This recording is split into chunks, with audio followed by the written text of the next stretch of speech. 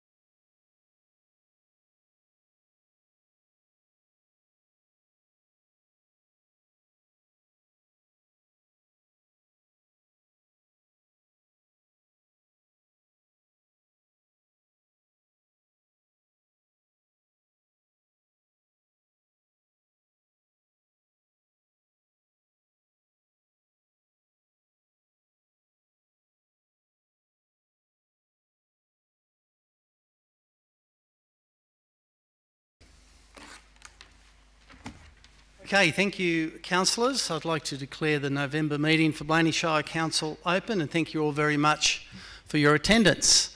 In opening this meeting, I'd like to recognise the traditional custodians of this land, the Wiradjuri people, and pay my respects to elders, both past, present and emerging. Councillors, just a reminder, this meeting is being live streamed, and your participation here may and will be recorded as part of this meeting. Apologies, I believe we're all here, Madam GM. Great to see. Disclosures of interest. Do we have any disclosures of interest, Madam GM, for the business here this evening? Through you, Mr Mayor, no, I have no disclosures of interest for tonight's meeting. Thank you. No disclosures of interest, no public forum, but we do have presentation from our auditor later in the meeting. Councillors. We have no mayoral minutes. I'll now turn your attention to the confirmation of the minutes, the ordinary council meeting held on the 18th of the 10th. Do I have a mover that is a true record? Councillor Denton has moved that way. Councillor Newstead has seconded that. I'll put that motion. All in favour?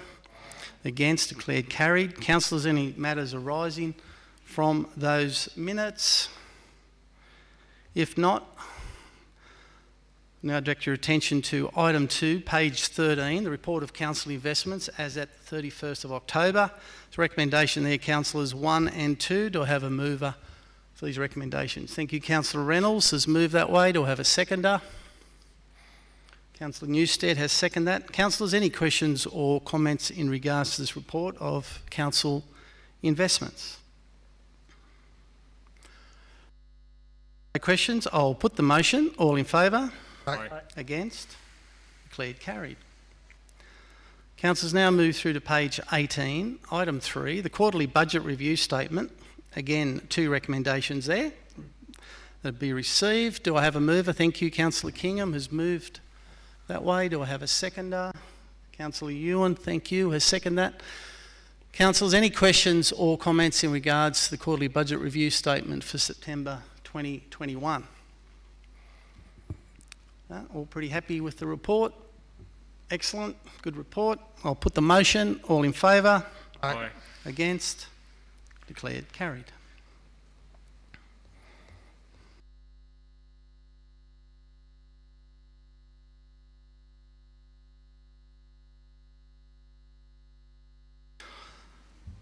Okay, councillors, now move through to item 4, page 43, and this is our audited financial statements. My absolute pleasure to introduce our auditor, John O'Malley, a very familiar face, and John's going to give us a bit of an overview of our 2021 financial statements. Thank you, John. It's great to have you here again. I know how a busy time it is for you guys, so it's great to have you here at Blayney Shire. Thank you very much, Mr Mayor. It's good to be here. Just to quickly run you through the presentation on the financial statements, I'll give you a quick outline of what's happening inside the Audit Office, just that may be of interest, and then focus more on the financial statements for Blayney. Looking at what's going on in the Audit Office, they've set out their forward work program, and the theme which they've adopted is basically revolving around responses to emergency.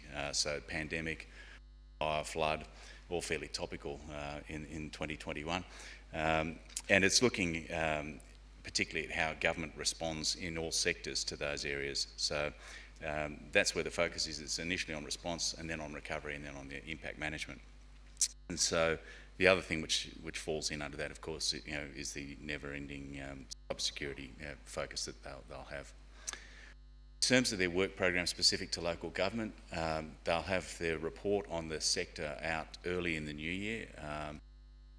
It's based, the report itself, around the data gathering process, which was quite a bit less detailed this year than it has been in the past. It was and also the themes that have been coming out through the management letters.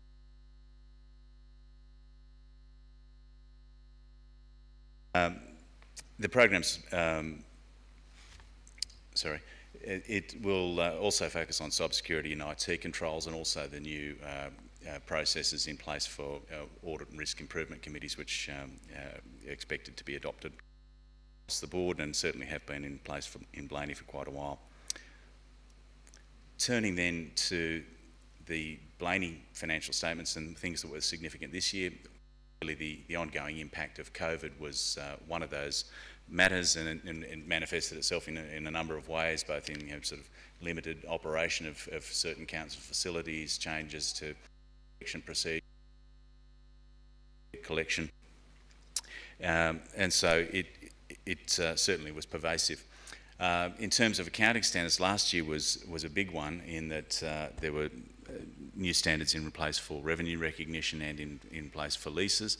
This year there were new standards, but none had any material impact on Blayney Shire, so nothing which was impacted either adversely or positively as a result of new standards adoption. We also went through a valuation process this year, as we do in most years, which was that of community land, other structures and other open space assets, so things like shade structures, play equipment, cricket pitches and the like. And that revaluation resulted in a $5 million increase in the carrying value of those asset classes over their previous values. The notable thing in the financial statements is particularly in relation to the depreciation expense. Last year we revalued the roads and stormwater and transport assets, the biggest asset category, and there was quite a significant upward shift in the value there, and that's then fed in, along with the reassessed useful lives, to a big increase in the depreciation expense. So it's jumped from $5.7 million to $6.7 million this year, and this of $1 million in large part equates to the operating deficit before capital amounts of $990,000. And then to that operating result, I've got several years results, 6 years in fact, and you can see the lighter blue area is the operating result after capital funding, and capital funding has been prominent in the last few years, particularly last year. And then the darker blue one is the operating result before capital amounts, and you can see that we've dipped down this year, and we had the deficit before capital amounts of $990,000, which, as I say, is pretty much matched by that depreciation. Looking more specifically at the income side of what drove things, again, multiple years results. There's your rates income as it's grown over the last 6 years, from $8.3 million back in 2017 to just over $9 million in 2021. Operating grants and contributions were up a little last year, but capital grants and contributions were down off a fairly high base. User charges and fees were also down a little, and again that's sort of hand in hand with the reduced operation of council facilities. Annual charges were much the same as in previous years. Interest revenue, though, with the very flat interest rate environment, in spite of the level of cash and investments, has been continuing to decline. And then other income last year was abnormally impacted by the interest that we have in Central Tablelands Water's outcomes, and the capital contribution they received for the pipeline from Orange had an abnormal impact upon the result for Blayney last year. So the $605,000 in other income is in fact back in keeping with where it's been for the previous years before that. Total revenue just over $23.5 million, down from $24.7 million last year, including that $4 million impact last year. On the expenditure side, employee costs were fairly steady with previous years at around about the $7 million mark. Material costs were up a little on trend, but consistent with past years, and that was in line with those operating grants. We were using that on maintenance. Depreciation, though, that's that significant jump on the back of the roads revaluation. So where we were fairly steady at that $5 million mark, we've now bumped up over the $6 million mark. Borrowing costs were down a little, and I'll look at borrowing separately in the slide, one or two moving on. And then the loss on infrastructure write-offs and assets disposals was down a little on previous years too. So total expenses, $19.86 million and $19.559 last year, so fairly similar. Cash position of council, we had total cash and cash equivalents of just over $20 million, 20.7, up from 16 million the previous year. Of that, 12.6 million was externally restricted, predominantly sewer money, but also developer contributions, domestic waste money, mining rates which have been reserved, and then we also increased the level of internal restrictions which council sets through your policy positions, whether it's for plant replacement, capital works and the like. So some growth there, and a little bit of growth too in the level of unrestricted cash, although one of the notable things in the layout for the financial statements this year is that unrestricted cash is no longer a reported item. So that was of some note, given the difficulty that Central Coast Council got into for not keeping an eye on their unrestricted cash. Looking still at cash and investments, again just a breakdown of the externally restricted, internally restricted and unrestricted cash. And that unrestricted cash has seen some fairly steady growth. We've gone from 32,000 in 2018 back up to 541,000. So we're sort of, we've clawed back that gap that was there in the unrestricted cash to back up. The internal restrictions too have shown some steady growth, having jumped up to just under 7.5 million from 6.4 last year. So at the end of the council term, we've got a good operating result and a fairly healthy mix in terms of the composition of your cash, having good levels of internal restrictions and a restored level of unrestricted cash. Some councils find themselves in the situation where virtually all their cash is externally restricted, and in the event of an incoming council coming in with grand plans, they're going to be fairly frustrated. So Blayney's fortunate that, well, not fortunate, Blayney has managed its position, that that's not the case here. Looking at asset renewals, we saw $3.5 million of renewals in the current financial year. That was down a little on the previous year. Some of that, though, is that there's assets which are in the process of being completed, so work in progress, and so they're not separately reported as renewals. That they move through a different part of the statements. Most of that was on roads infrastructure, Carcoar Street in particular, and Hobbies Yards roads, but there was also showground works and the works at Redmond Oval as well. So quite a bit going on that way.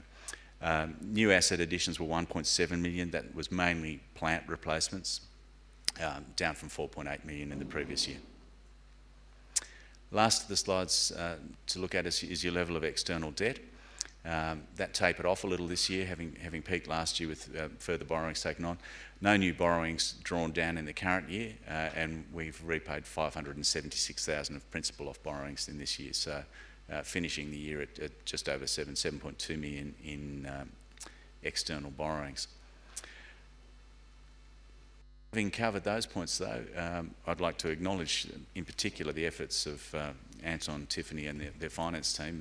The statements were the first set that I had to audit. They were the first set that I had signed off through the Audit Office. We had literally one or two adjustments on the process through the audit, which is a lot less than what we've had in the past, I guess, both with Blayney, but a lot less than what we see generally. So, a really good job, and we appreciate that having to work remotely because of the COVID arrangements can make things a little bit more drawn out. So, the patience and the preparation that was put in by council hadn't gone unnoticed, and we were grateful for that. That's great, John. Thank you for your presentation, and certainly also would like to, on behalf of the councillors, acknowledge our finance staff for the work that they do. It is a tough job every year, and they do it very well. And I'm pleased to have your presentation explain to us that we're in a pretty good position. So acknowledge that. I'd like to thank you for your deep knowledge of our organisation, and for many years now you've been working with us and our finance staff to help us through. Councillors, any questions that you may have for John while we have him here in the room? Councillor Reynolds. Thank you, Mr. Mayor. A couple of questions. Firstly, our financial position. As you said, we made a loss of about $900,000 last financial year. The QBRS that we just approved then for the first quarter has us very close to a $1.4 million loss, as in up on the original projection. Now, some of that is to do with write-offs of impaired assets or assets we're replacing. But from an auditor's point of view, is that concerning that we're, as in from surplus the previous financial year to this last one, a small deficit, that we're trending down at a level that we're not? Are you seeing a bottoming at this stage? I'd love to be able to say yes, there is, but part of the reason that you're seeing the differences there is that the financial reports are based upon the international accounting standards, which are not specific to local government. And so one of the premises that we work on is that if the infrastructure is valued on the basis, if you didn't have this and you had to go out from scratch and rebuild it, what would it cost you to replace it? And then we'll depreciate it on that basis. That's a pretty poor premise. We do have infrastructure, we maintain that infrastructure, and in doing so, we incur less expenditure than the equivalent depreciation. And over time, it keeps getting bumped back up, so the value goes up and the depreciation continues along with it. There's no escaping the international accounting standards, but if you have an appreciation that the premise that they're coming from isn't what's going to impact your ability to deliver services to residents and ratepayers in the future, there's some comfort in that. When you move then to the QBRS and you're looking more at a cash result, the cash result is positive. So we're in a $990,000 deficit after capital, before capital amounts. After capital amounts, we're still a surplus. So the bottom line result is still a surplus result, but it's on the back of $6.7 million in depreciation expense, which is, on any fair analysis, a higher number for the consumption of your asset's life than the cash equivalent would be required to retain that service would actually be required. Next question, Mr. Mayor, is with regard to the debt level and serviceability, as in if this council were to take on a major project in the future, and there's one in the business paper tonight that the new council will have a look at, but is there much room there to take on a reasonable amount of debt? I'm talking, say, $3 or $4 million in debt. I think at that level you're probably still within comfortable measures. There are in the financial statements, there's some measures on financial performance and your capacity to service debt, and I think we saw just under $600,000 of debt paid off in the current financial year, leaving a total of about $7 million. So I mean at that trend, and I mean the way credit foncia loans go is that the longer you're into them, the more principal you're paying off. We're talking perhaps 8 years at the existing level before you'd be back to being debt free. I guess the question is if the project or the infrastructure is what's needed and interest rates are at historic lows, I wouldn't see debt in itself as being a bad thing, and certainly the council has the capacity to service that sort of an increase. Thank you very much, Councillor Reynolds. Councillors, Councillor Kingham. I'd like to ask a question in relation to fees and charges. I thought when you were putting up this on the screen, the fees and charges have been lowered by almost $1 million. And if you could put that slide up again, I just wonder what's brought that about. Part of that would be user charges, so for things for the period where Centrepoint was closed, you wouldn't have had the income from that. Let me look at user charges and fee income was 1.48 million compared to 1.45 the previous year. I can take you back to see if we.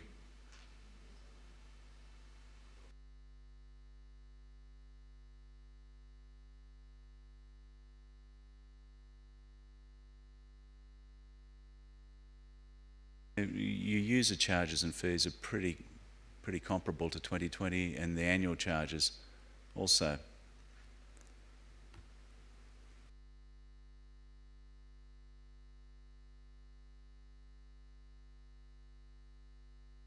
I'd like to know the reason, Mr. Mayor, why it's declining. Is it just Centrepoint?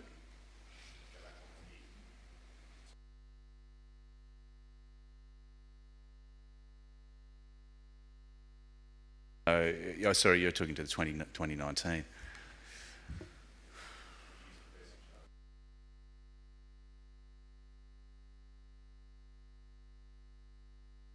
That's why I'm asking. Why are we receiving less?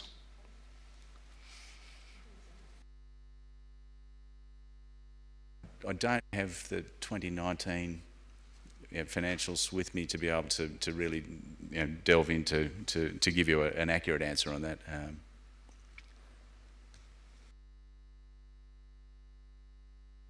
Thank you, Councillor King. I'm certainly happy to take that on notice. It was an unusual year with COVID. We had a lot of our services we did not charge for. We rebated businesses for DAs.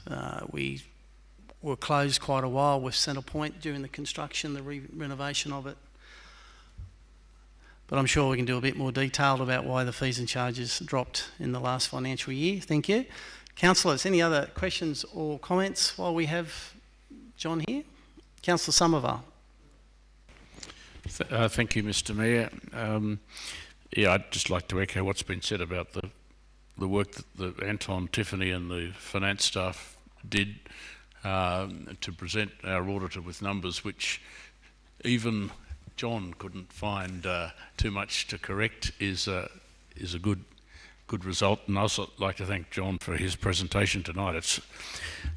We get our annual accounts, and it might mean a lot to someone qualified in the reading of financial accounts, but for councillors to have a presentation like this to explain to us in sort of clear layman's terms how we're tracking, I think is fantastic. And I think the only other comment I would make is that I'm very pleased to see us with up over $500,000 in unrestricted cash, because we're discovering that budgeting these days is pretty hard, and sometimes we've got to find money which we didn't expect to have to find, and we might be struggling to find a restriction which we can tap into for budget overruns, and to have $500,000 in unrestricted cash is a buffer that I think councillors should be very pleased we've been able to find this year. So that's my take on this, is that that's one of the most pleasing things about these accounts. Thank you very much, Councillor Somerville. I know you've been a very strong supporter of unrestricted cash for many years.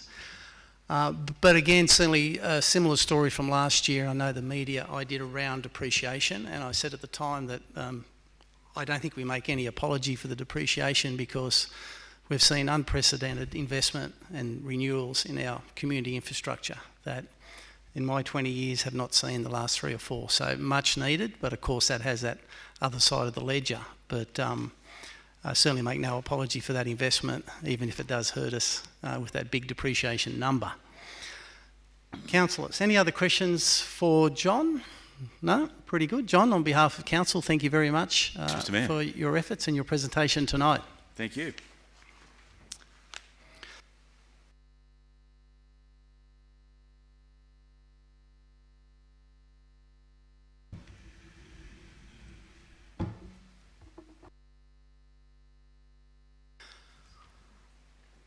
Okay, councillors, we now have a recommendation there, 1 and 2. Do I have a mover for this recommendation? Councillor Somerville has moved that way, or just wait Sec? No. We have a mover in Councillor Somervale. Thank you, Lauren. Seconder in Councillor Reynolds. Any further questions or comments? If not, I'll put the motion. All in favour? Aye. Against? Declared carried.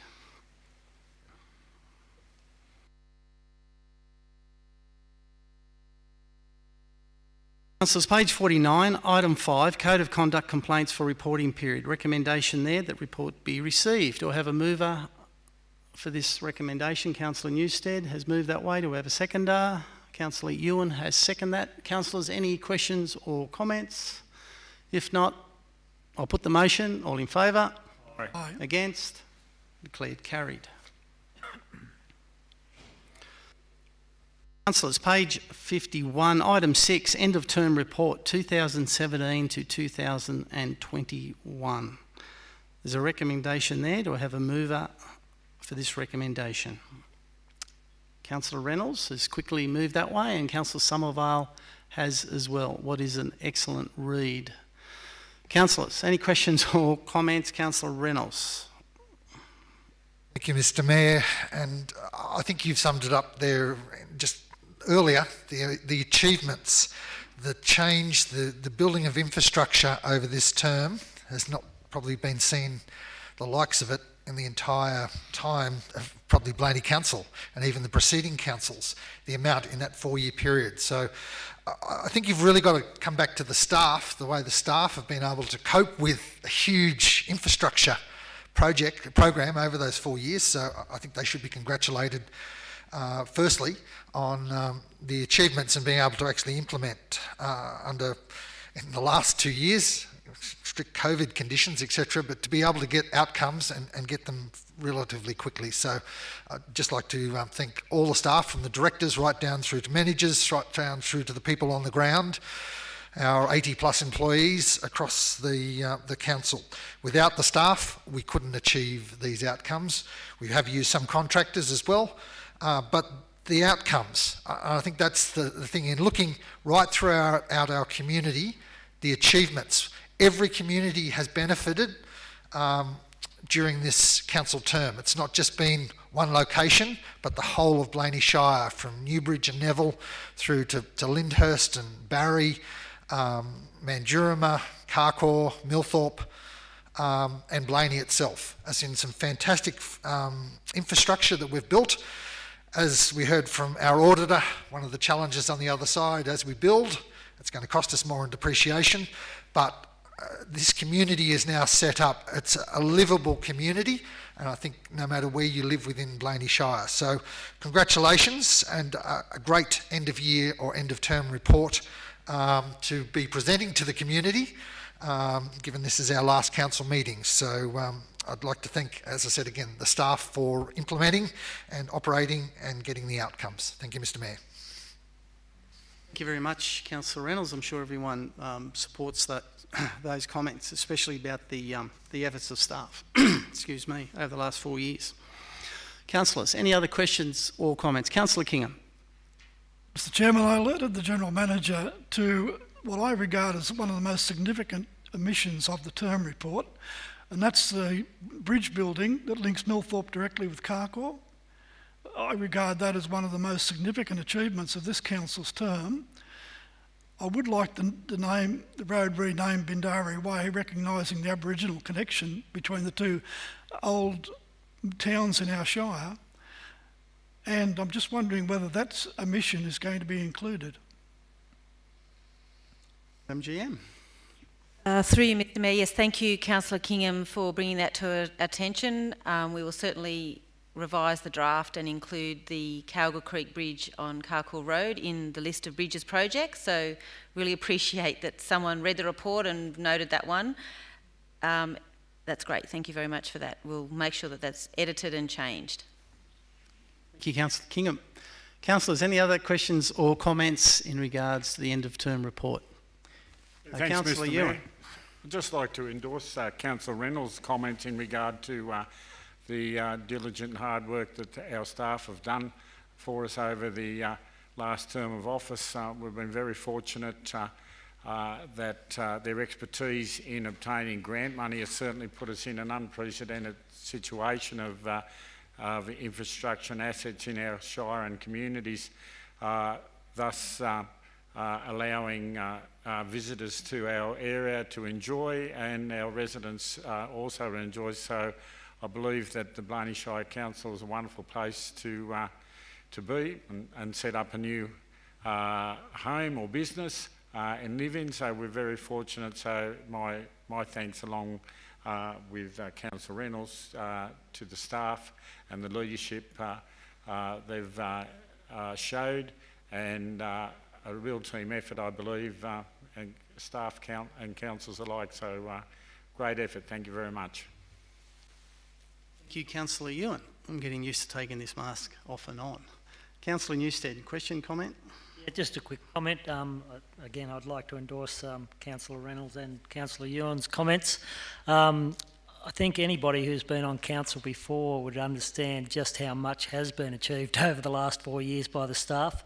I remember when I was on before, between 2004 and 2008, we didn't see anything, as the Mayor would know.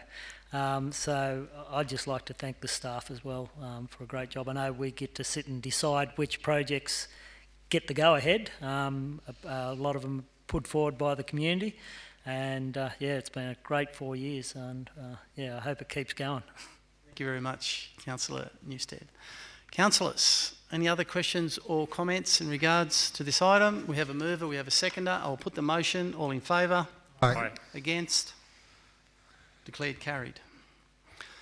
Councillors, now move through to item 7, page 53, the Blayney Medium Scale Solar Array Project. As you can see, I have 1, 2 and 3 recommendations. Do I have a mover for these? Councillor Reynolds has moved that way, and Councillor Newstead, I believe, if that's correct, has seconded that. Councillors, any questions or comments in regards to these recommendations and or the report? Councillor Reynolds.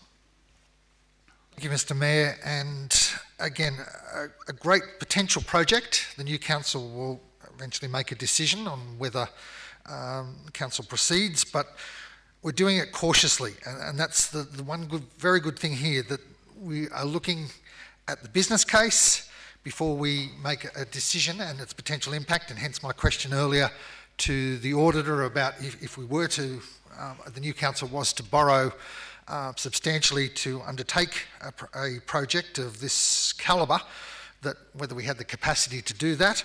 And again, it's important that we at least look at a triple bottom line effect. So we look at the economic, the social and the environmental outcomes, and potentially, if everything adds up and when the final business case and the peer review and everything else is undertaken, it comes back positively.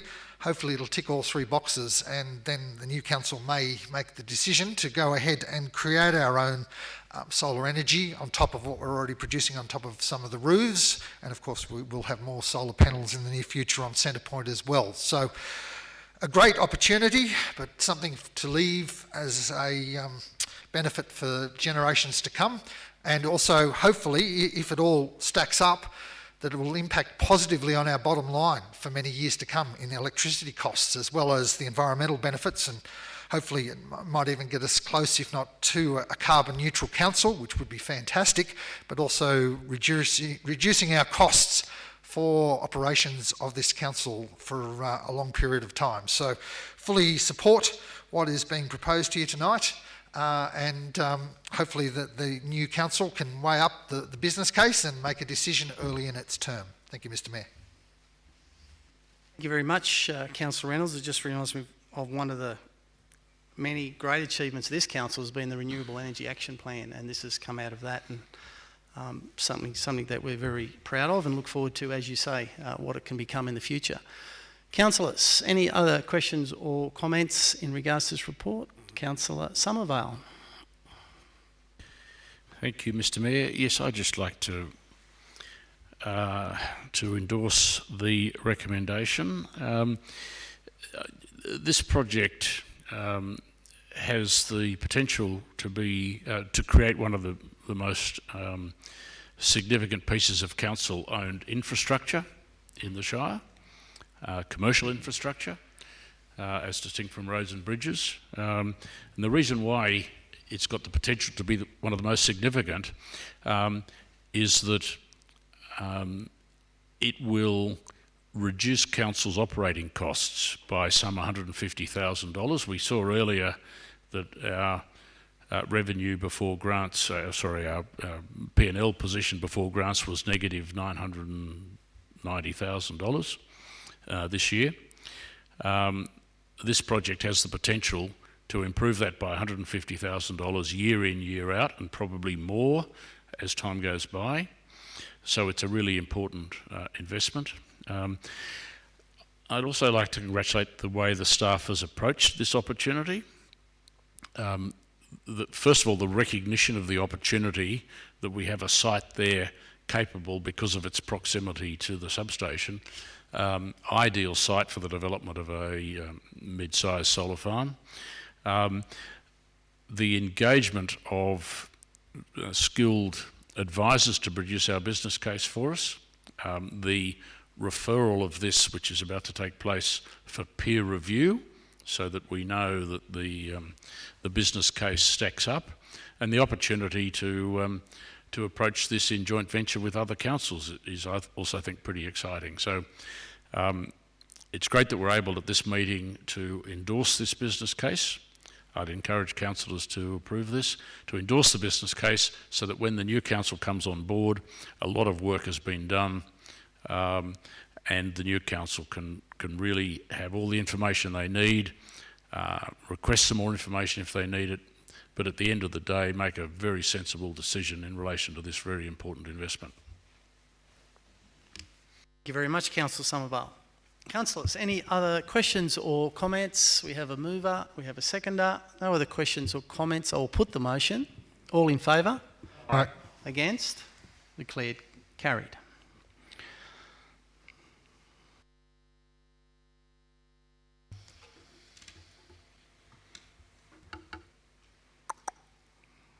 Okay. Malfunction. Thank you, councillors. Item 8, page 56, Director of Infrastructure Services Monthly Report. Do I have a mover for this recommendation? Thank you. Councillor Ewan has moved that way. Do I have a seconder? Seconder in the room. Councillor Reynolds, thank you. I second that. Councillors, any questions or comments in regards to Infrastructure Services Monthly Report? Councillor Reynolds. Thank you, Mr. Mayor. Really, in the last couple of weeks, it's been unprecedented times, particularly when it comes to weather. I see Orange is within about 5 millimetres of breaking its all-time November rainfall record, and we're halfway through the month. So, but I've noticed our pothole crews in particular have been doing a superb job. So, even coming in tonight, Carcoar Road, Browns Creek Road, and into Blayney, as in didn't find a pothole. I have travelled into nearby council areas, particularly a road we share, Victoria Road, and after our 5 kilometres, it deteriorates substantially. So just wanted to pass on to our crews, as in even under very trying circumstances, they've been doing a fantastic job in potholing and patching and repairing, even in between rain breaks, to stop the roads from becoming too holy. So well done with regard to that.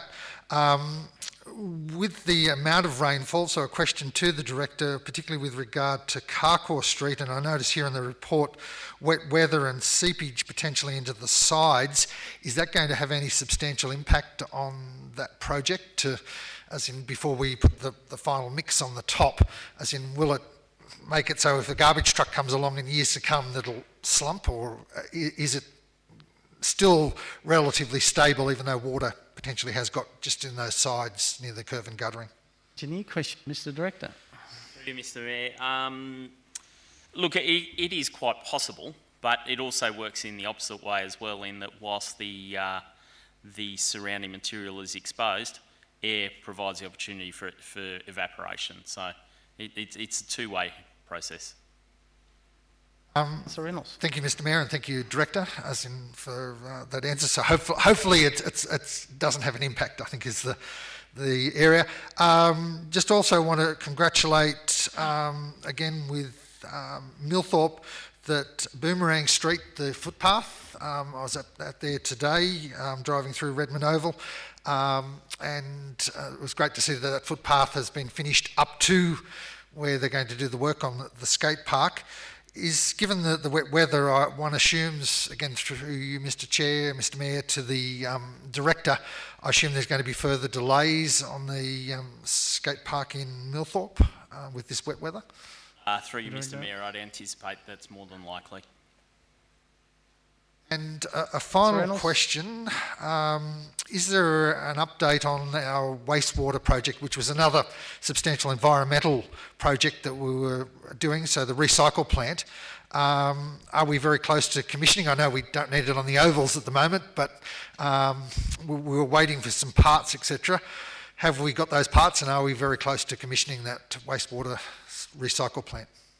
Thank you, Mr Mayor. I followed that up today with staff who are looking after that. The major piece of equipment, the three-way valve that we were waiting for, has arrived. We have that. The contractor is having to procure the other smaller componentry. Anticipates having that Friday. We may well get it installed on Friday, but that really is weather dependent because he's also looking after the sewer line construction at KGA. Thank you, Mr Mayor. Thank you, Councillor Reynolds. Councillors, any other questions or comments regard to the Director's report? Councillor Kingham. Mr Mayor, I'd like to ask the Director in relation to the Gallimont Road Bridge.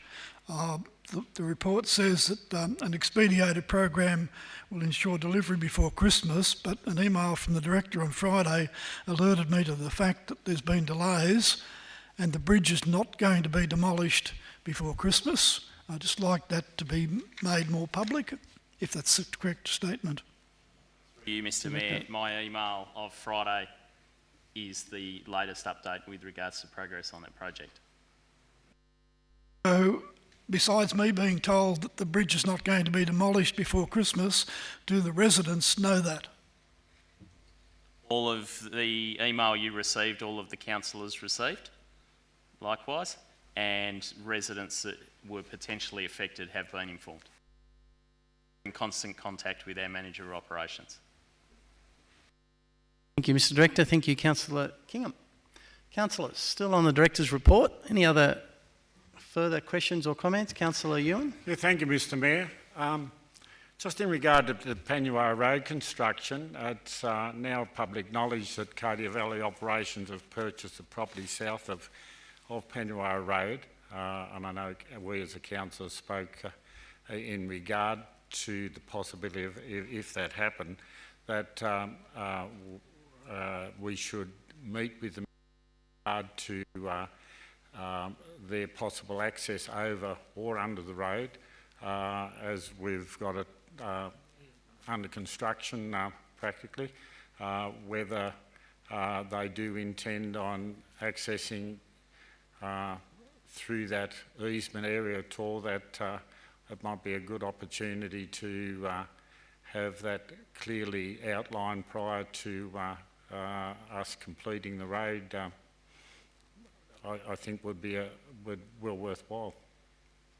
Thank you, Councillor Ewan. Mr Mayor, I'm not quite understanding your question. The property south of Panua Road, it's public knowledge that Cardia Valley Operations have purchased that land to build a new tailings dam on, or part thereof, and I would believe to access that property they would need to cross our Panua Road either over or under, and it might be well worthwhile as a council that we pursue their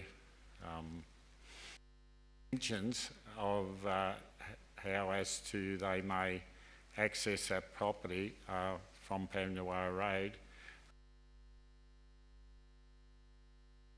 For you, Mr Mayor, conversations or discussions with Newcrest are ongoing. There's no determination on a route or even a final location on the tailings facility at this point in time. Councillor Ewan, thank you, Mr Director. Councillors, any other questions or comments for the Director in regards to the infrastructure report? If not, I will put the motion. All in favour? Aye. Against? Declared carried. Councillors, page 61, item 9, road allocations 21-22. Recommendation there, received and noted. Do I have a mover? Thank you. Councillor Kingham has moved the motion. Do I have a seconder? Councillor Reynolds has seconded that. Councillor, questions or comments in regards to this? Councillor Reynolds. Thank you, Mr Mayor. Just a quick comment. It's great to see we allocated a budget of around about $500,000 this financial year to fix up some culverts and piping. And we've got a fair few listed here, and I think the council's already even done a few smaller pipes across roadways. So it's fantastic that particularly some of our culverts are getting a new lease of life or a replacement, and some of the piping which is probably badly needed given the level of concrete cancer that we may be seeing in some of those things. So I'm very happy to endorse and thank the Director for providing that, as well as an update on the heavy patching. I just wanted to check with the Director with regard to heavy patching, and thank you that Spring Terrace Road has already been done. Which is great and was beat the rain or in between rain events. It mentions Long Swamp Road, which is fantastic, and then there's Marilda and Neville Road, and travelling Marilda Road a few weeks ago desperately needs in some sections some very heavy patching. But if we were to gain extra funding, whether it be from a state or Commonwealth level or flood funding, would they be the only roads, or are we looking at any other roads with the heavy patching project this current financial year, i.e. Torwood Road? I've just got a query on whether we're looking at Torwood Road at all in heavy patching at the moment. Thank you, Councillor Reynolds. Mr Director. Through you, Mr Mayor. Our previous investigations about 12, 18 months ago, or study of our road network, is the basis of where we start in determining roads, but then obviously we have to go out and do a sanity check, especially when you consider the wet conditions we've had for the last 12 months or so. I couldn't tell you exactly whether Tallwood Road is the next cab off the rank. I'm happy to take that on notice. Thank you, Mr Mayor. Councillor Reynolds. Thank you, Mr Director. Councillors, any other questions or comments in regards to road allocations 21-22? If not, we have movers have a seconder. I will put the motion. All in favour? Aye. Against? Declared carried. Page 64, item 10, recycled water charge. Recommendations there 1 and 2. Do I have a mover for these recommendations? Thank you, Councillor Somervale. Do I have a seconder? Councillor Newstead has seconded that. Councillors, any questions or comments? Councillor Somervale. Thank you, Mr Mayor. Yes, it gives me great pleasure in moving this particular recommendation. I think councillors should be very proud of what we're doing here, just like the earlier item in relation to the solar farm. I think these two projects are a fantastic example of council investing in productive infrastructure. Both of them will save council money in its operating expenses every year. Both of them have the potential to earn extra income to improve council's financial position. But I think more importantly, both of them are environmentally very responsible. The solar farm, of course, harnessing a renewable energy source, and this particular one, the recycled water part, recycling wastewater and saving on what is a very valuable and scarce resource.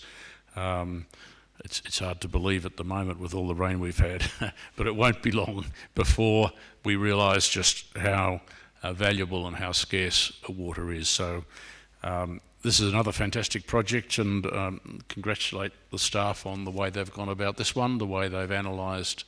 A little bit more complicated than the solar farm because this is the sewer fund making the investment, but at the end of the day it's going to save council $18,000 in its water charges, together with the possibility of earning quite substantial income from commercial sales. So this is another fantastic project, and it gives me great pleasure to be moving this one.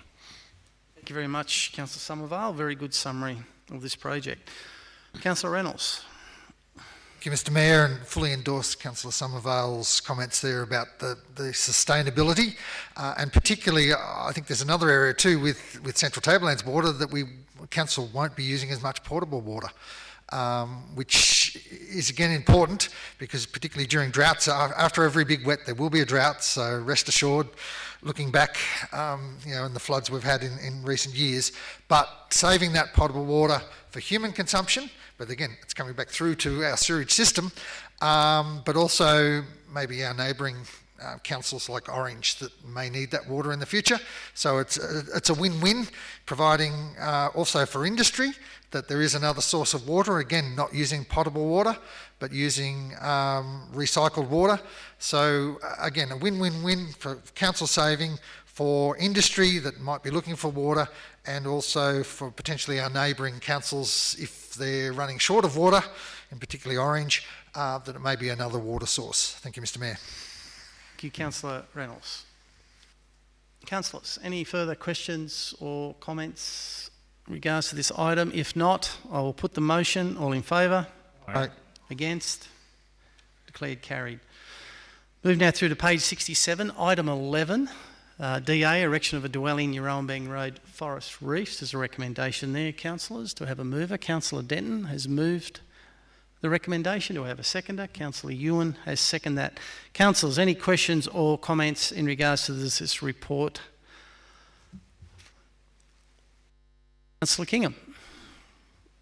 I haven't inspected the site, but it's an intriguing development. I'm concerned about the little part next to the road that's not part of the original property. And I'm just wondering the effect on that particular block of land, and maybe the director could explain why that piece of land with a building on it is not part of the property that we're talking about. Okay, Councillor Kingham, there's a question, Mr Director, if I'm understanding the question. Mr Mayor, I fully understand the question, but I don't think I can answer the question because it's not part of this property. It's obviously been subdivided off at some stage. I don't know the particulars how that has occurred, but it is not part of this property nor the application. Well, my point is that the potential development would have an adverse effect on that property, that small property very close to the road, which is a gravel track. And we're talking about a substantial traffic movement, if we approve this, going past that block of land. I'm not sure whether it's I presume it's a house. So having lived on a gravel road, dust is a really big issue, and so is semi-trailers and B-doubles. And I'm just wondering whether that recommendation takes into account the effect that this development will have on that small piece of land with a building on it. Thank you, Councillor Kingham. Certainly my understanding is that one of the conditions will be that it be sealed to prevent any impact on the neighbour, or at least upgraded, because it's a Crown road at the moment. And it services one dwelling and one equine establishment at the moment. So there's traffic on that road already. I believe the road will have to be taken over by council and maintained after it's upgraded if this second or third residence has access to the road. So it's increasing the traffic on that little piece of unformed road, if you like, by one residence. It'll have to be upgraded, and council at this stage does not have control over it, but I believe my understanding is that we will go to Crown's land and get control of it, so we'll have probably not a great outcome for us, but it will then be a proper formed road that will service those three developments, the two houses and the equine centre. So your concern before around... I vote in favour of it, I want an assurance that that development very close to the road will have a sealed standard road to council specifications going past that development that's not part of this property. Would that resident has currently traffic going past it to the equine centre as a gravel road. So potentially the only traffic extra is going to be that extra residence in this DA. Are you expecting the developer to seal that road for one extra residence? Is that your expectation? Councillor Kingham? Is that what you're saying? Is that your point you're trying to make? My point is I'd like to know how far the road is going to be developed to council specifications and sealed from the Urombang Road to where they're going to enter the property, the new entrance to the property. Okay, as in metres, because obviously the entrance will be at the first available point of the new property, because there's no point once it gets to that edge, so it won't be any longer than it has to be along the Crown Reserve. It'll actually be right at the bottom. I don't know if you've got the plan in front of you, but it will be right at the bottom. So it's not that long. As far as metres, it's not a lot of road. Mr. Director. Through you, Mr. Mayor. So condition 30 on page 94 requires an intersection improvement, including sealing for the first 15 metres, which would be standard where such a road, I'm not going to speak for the engineers, but my understanding is that that is a standard what we would condition where you meet a tarred road. Other conditions that have gone on include condition...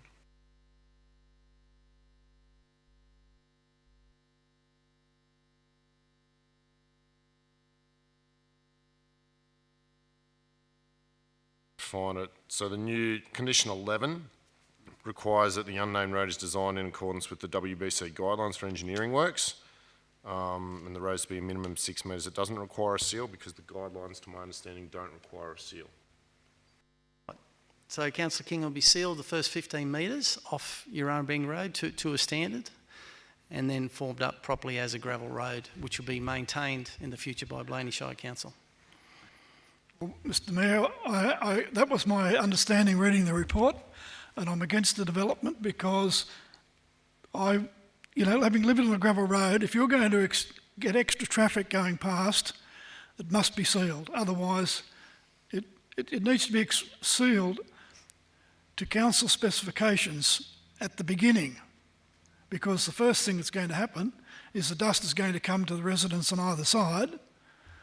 And we're not talking about a car or two, right? We're talking about someone moving trucks up and down this road regularly. So my view is if they don't want to seal the road and build it to council specifications, I'm not in favour of it. In my understanding, I think, and correct me if I'm wrong, Mr. Director, is that the DA hasn't considered the operation of a business from that new residence? No, through you, Mr. Mayor, it's straight a single dwelling. There is no truck depot or any ancillary use. There may be a single truck that normal operators take home, but there's no depot as such associated on this lot.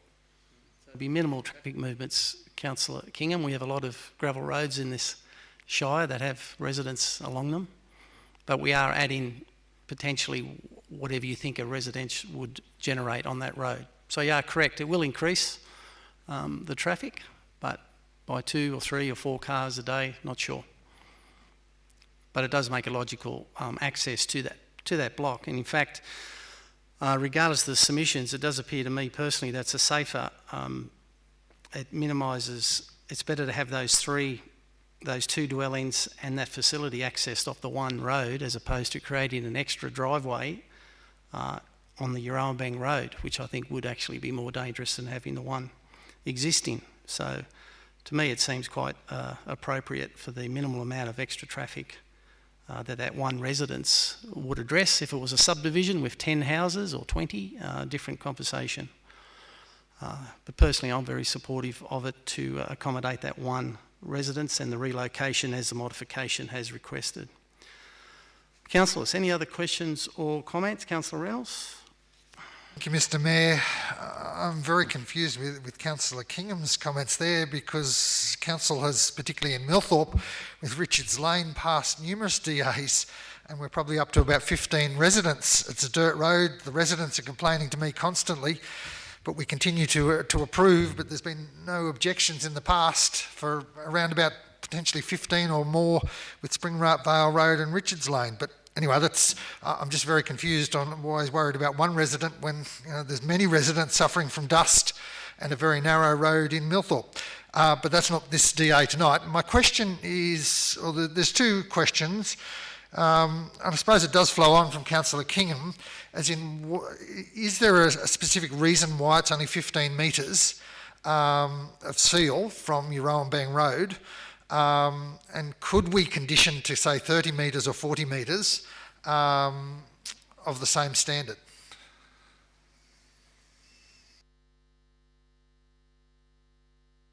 You can go if you want. Through you, Mr. Mr. Director. Mayor. 15 is a standard that we would use. There is nothing to say that we can't extend that further. It would cost council to maintain it once it was put in. Of course it would, yes. And those sorts of short interfaces between a sealed and unsealed road do become problematic, as we know at the current time out there on the road network. So if we condition tonight with the conditions that are here through you, Mr Mayor, could the resident that's in this house, if they've got problems, I don't know if Councillor Kingham's been talking to the individual resident that currently lives there opposite the equestrian facility, and come to some agreement with council that if they were to fund, say, half of it or something to seal it past their house to the driveway, is that a possibility, or does council not accommodate sort of individuals coming and saying, we've got a dust problem, can I look at going halves or something with council? We look to support residents where we can, and we're all familiar with the challenges we've had on other roads. From a technical engineering point of view, you don't want to put in what we would call an isolated seal. That wouldn't be the case here, because you'd be extending from a seal out.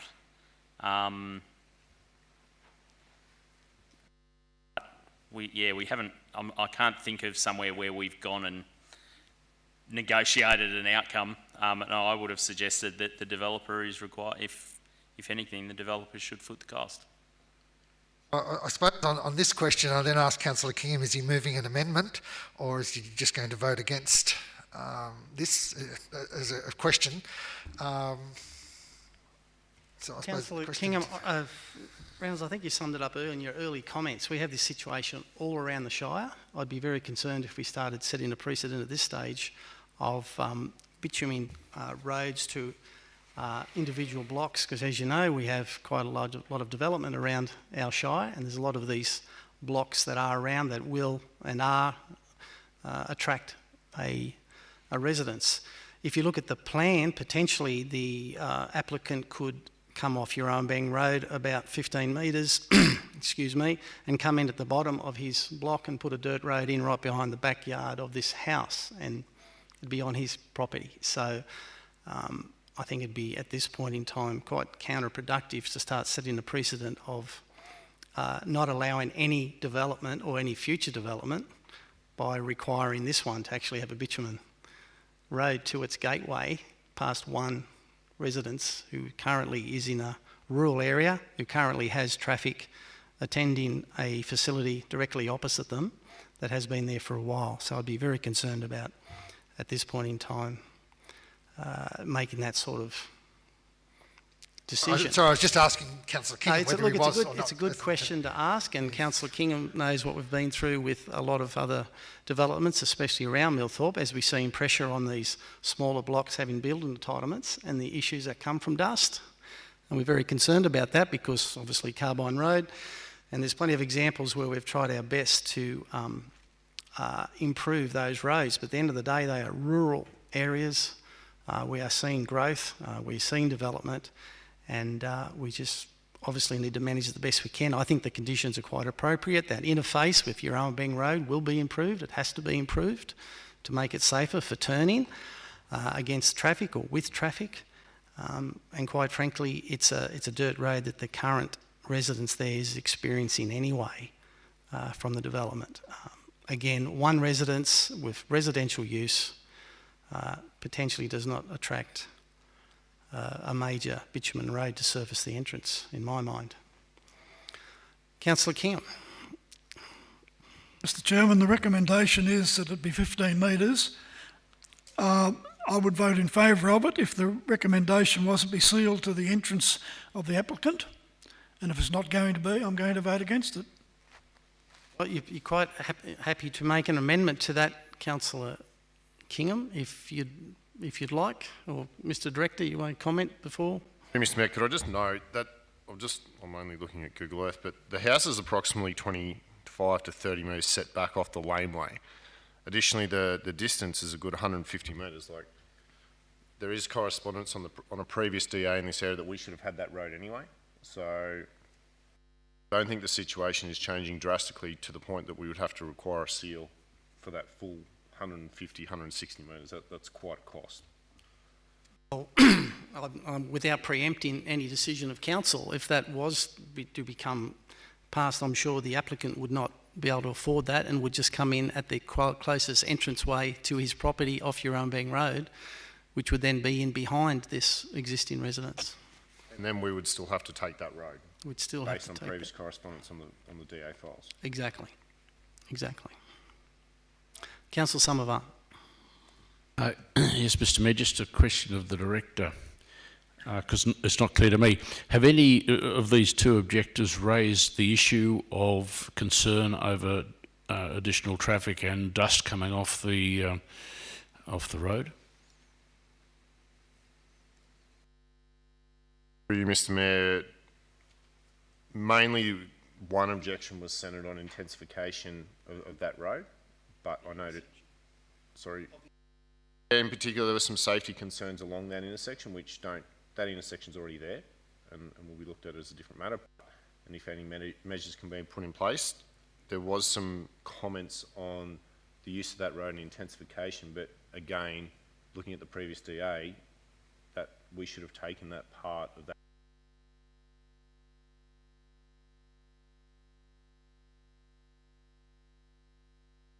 It's 3 or 2 in general.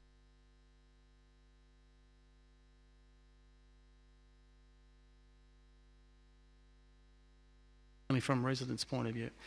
Councillor Newstead. Thank you, Mr Mayor. Just on page 72, there's a photo there that looks like there's been a bit of work done on that road anyway. Is that correct? Looks like it's, because I remember it being a dirt road, but that looks like it's had a bit of blue metal or something like that put on it. Mr Mayor, so the applicant has put some gravel in from the house that Councillor Kingham had referenced through to an existing gateway. Some further work will have to be done on top of that along the whole road by the applicant. Councillor Reynolds. Thank you, Mr Mayor. Two other questions I have, which were more of the questions I did have. I was just trying to ascertain Councillor Kingham's position on whether he was moving a rescission motion, not a rescission motion, an amendment. The use of the land, given it is rural, I assume in the original DA, having an existing dwelling on it made it permissible to build a building on it. Is that correct? Given it's only 30-something hectares, I think it was 33 hectares, and the minimum lot size is it 100 hectares? Mr Mayor, the original approval was an existing holding approval, and they were sunset out of the LEP a few years ago. So the entitlement goes under the existing holding provision specifically to this DA and that approval.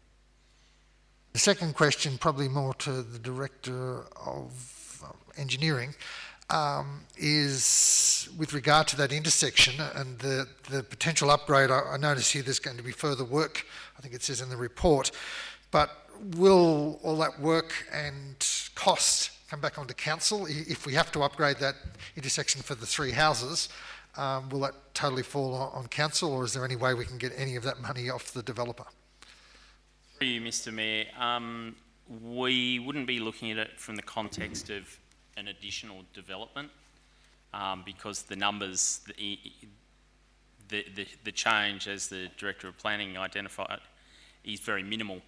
But because it's going to become part of council's road network, we'll be looking at it from a road safety point of view. So that, as you would be aware as the chair of the traffic committee, we've done a number of those sorts of reviews and provided reports to the traffic committee, which is what I'd be suggesting we'll be doing. And something might come out of it, like some signage on the approaches and that sort of thing. Mr Mayor? Okay, thank you, Councillor Reynolds. Councillor Newstead, question, comment? Just one quick question. As it's already a Crown Road and it's been used for a long time by other residents, and there used to be a shooting club there and now it's an equestrian thing, why does council have to take control of it? For you, Mr. Mayor, arguably it doesn't. The Crown allows for minor works on its road reserve network, on its Crown Road Reserve network. But this is probably will or already is over and above that minor works. So it really should be a council public road. Okay, thank you, councillors. We're having a good go around here. Any other questions or comments in regards to this DA? We have a mover, we have a seconder. No more questions or comments. I will put the motion. All in favour? Against? I'm against. I declare carried. Thank you. I'll call a division. Let's record that we have 6 for and 1 against, being Councillor Kingham. The motion carried. Thank you, councillors.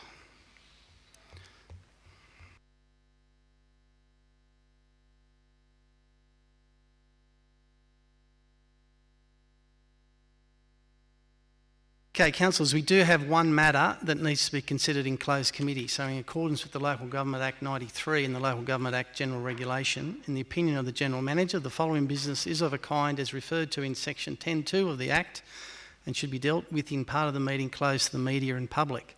Item 12, Contract 6/2021, Design and Construction, Blayney Shire Bridges, Portion A. This matter is considered to be confidential under section 10A of the Local Government Act, as it deals with commercial information of a confidential nature that would, if disclosed, prejudice the commercial position of the person who supplied it, and commercial information of a confidential nature that would, if disclosed, confer a commercial advantage on a competitor of the council. Have a mover that we go into closed committee. Councillor Kingham has moved that way and Councillor Denton has seconded that. I'll put the motion. All in favour? Against? Declared carried. We'll now go into closed committee.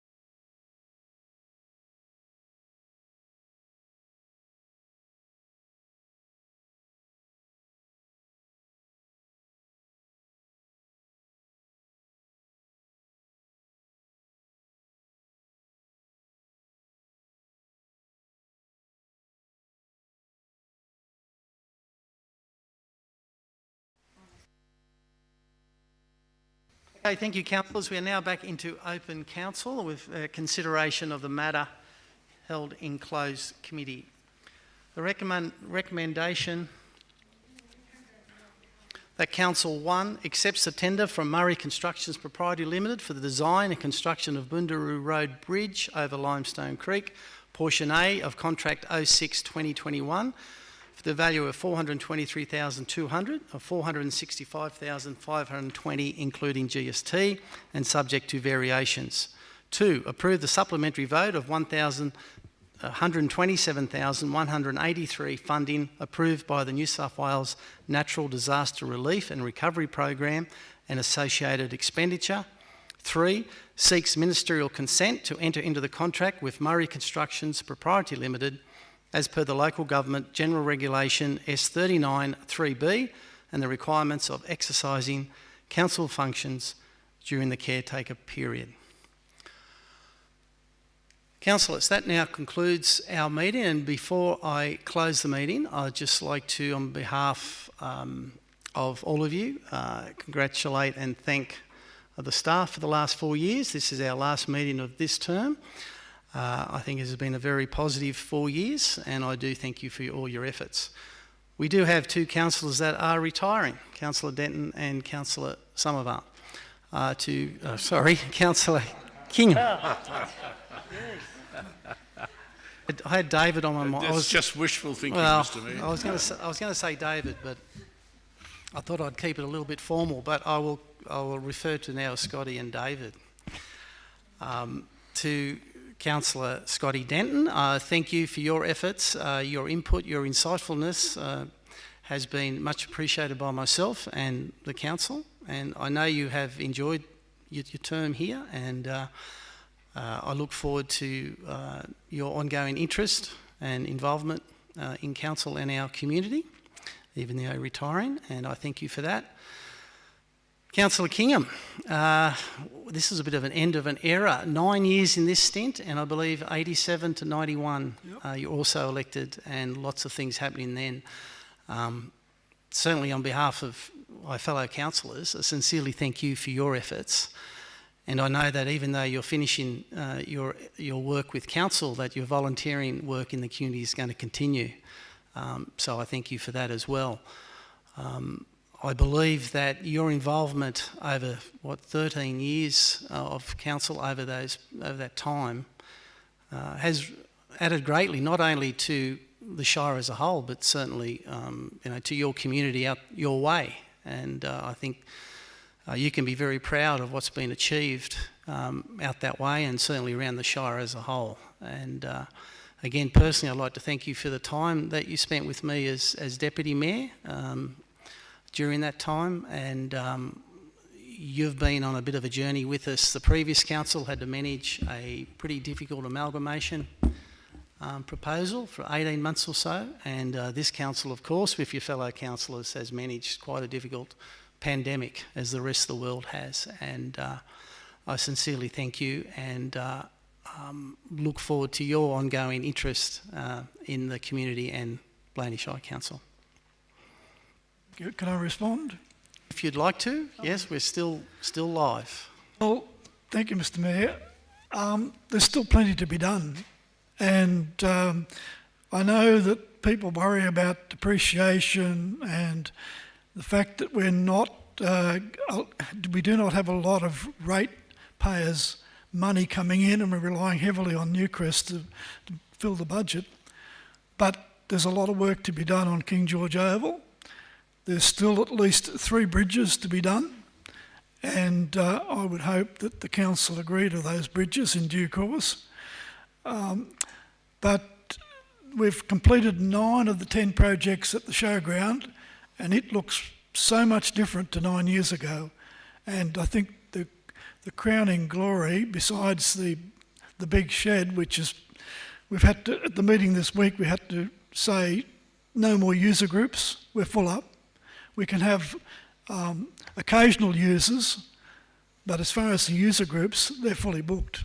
So that's a great success story. But I'd just like to make mention of the Director of Infrastructure's fence. I don't know whether people realise that that great white fence is a tribute to the director. It was his idea, and we hadn't thought of it, being as good as it is, but it looks magnificent. And I'm looking forward to King George Oval getting that sort of a spruce up in the next 2 years, because we have to try and keep as close to Orange and Bathurst as we can to bring regional sporting events into this shire. And we've seen what's happened with the Big Shed. There's plenty of interest in that. And the regional sporting carnivals need to come to Blayney as they do to Bathurst and Orange. We'll never have an NRL match, but there's a lot of work that we can do there to make it better. And so I'm looking forward to the council continuing that rebuilding of King George Oval and the 3 bridges that I have in mind. And I'd just like to say it was a pleasure working with everybody. And for the new councillors, there's a lot of work to be done, and above all, you have to make up your mind and stick with it. And there's no backtracking. Once you're a councillor, everybody knows whether you voted in favour or against the resolution, and you need a commitment and a perseverance to carry that through. And thank you very much, Mr Mayor, for your kind comments. No, I thank you for your commitment and passion, certainly around sport. We've come a long way in regards to sport. Okay, councillors, again... Could I say something? Oh, as long as it's quick. It'll be quick. I'd just like to thank everybody as well, the General Manager and the Directors, for what I think's been a great 4 years. To my fellow councillors, thank you very much, and Scotty and David, and to the new candidates that are running, I wish them the best of luck, and the councillors that are re-sitting. So, yeah, thank you. Thank you, Councillor. You said very well said, and on that note, it's my absolute pleasure to declare the final meeting of this term of Blayney Shire Council closed.